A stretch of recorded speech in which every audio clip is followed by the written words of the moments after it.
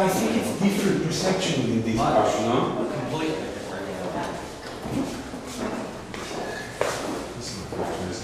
Yeah, like you said, you do feel secure, and from here, you feel more like the attacker or the perpetrator than you do from that side where I stood very close on that side where it looked like you were about to experience violence by standing very close into the piece from the other side.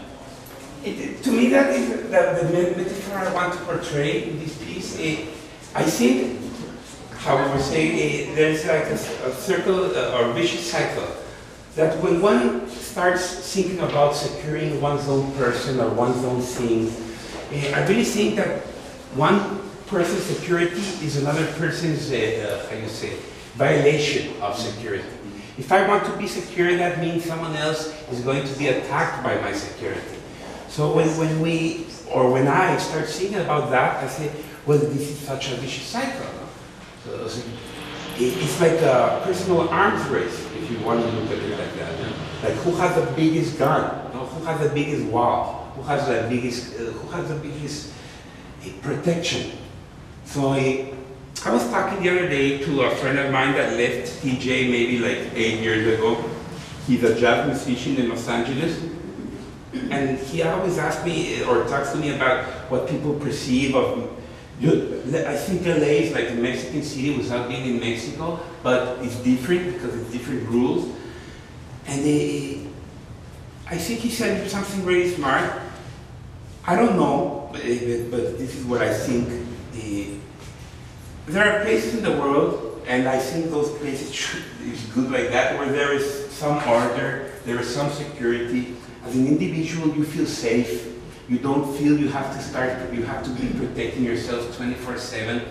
And there are other places where you're not. And here in this border, that is it's like the same metropolitan area, just crossing some meters, this sense of being secure by Big Brother or by the state or by civil rights or things like that, like ends, you know. Your security depends on you, not on your state or your group of people, your community. So that is when you start, I started thinking about, well, my security is really offending other people. When I want to feel safe, that means I have to make other people feel unsafe, even if I don't like it. So that to me, I think is, even if it's post-Obama, we say, we still hurt people by wanting to be safe ourselves, you know? Instead of like, us and TJ, you know, you're not defending yourself, you don't have a weapon, you're not like, but you always have an eye out. You know? You always know what's going to happen. If I don't take care of myself, no one's going to take care of me. And I imagine that 3/4 of the world is like that. You know? So that is, and putting those concepts in places that aren't like that, and thank life they aren't like that, like could open some eyes or some minds to think, man, maybe our security really affects other people now. So it's about that. Daniel, do you ever think of the metaphorical aspect of this material as being a stud used in home building, as a secure place, that kind of thing? I think materials have political connotations to them. And I use studs because studs are really a material we use to protect ourselves from the environment. You know?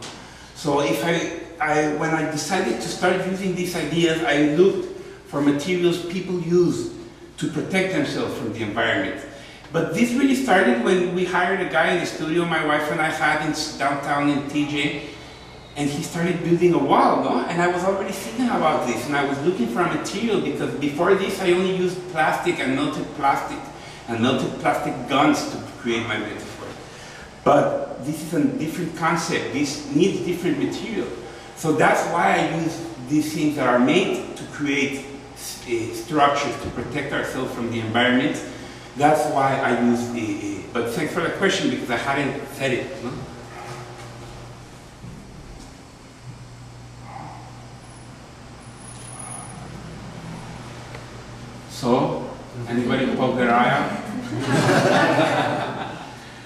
good way. I would if I was tall. I thought, oh, and I could go right ahead. Can you say something, because I know you mentioned it to me at one point, your appreciation of the futurists and how they maybe Okay, like impacts this work at all, if any? I don't know. No, I think it does, no? We were talking once, we said who are like, everybody has their own heroes in art, no? To me, this guy called Giacomo Balla. He's Italian painter, no? That's what I saw in that picture, right? Okay. In the security thing, because I thought, this is futurism all the way. This thing here, almost a chapter, all of that sort of stuff was, I mean, I got that. And I always thought they were underappreciated for what they did for last century's really transformation of human eye, you know? I thought those guys were like doing pixels and bitmaps maybe 100 years before anybody knew what those things were, and really trying to look at movement and what art is trying to do even if it's static. So I don't know if that answers your question, but to me, those guys are, especially that. And I'm glad you saw that. That to me is Especially Bob. See? Especially. What about I'm sorry. No, please go ahead. Just to quickly continue on that, what about their relationship to war? I mean, a lot of, like Marinetti used to speak about, war of like some kind of cleansing. They all went to war. Most of them died in World War I. What do you think about that? I give thanks to life that I haven't still fought it. I haven't fought in a war yet. I haven't had to. Yet. I say yet because I'm not. I think the world is crumbling in some sense.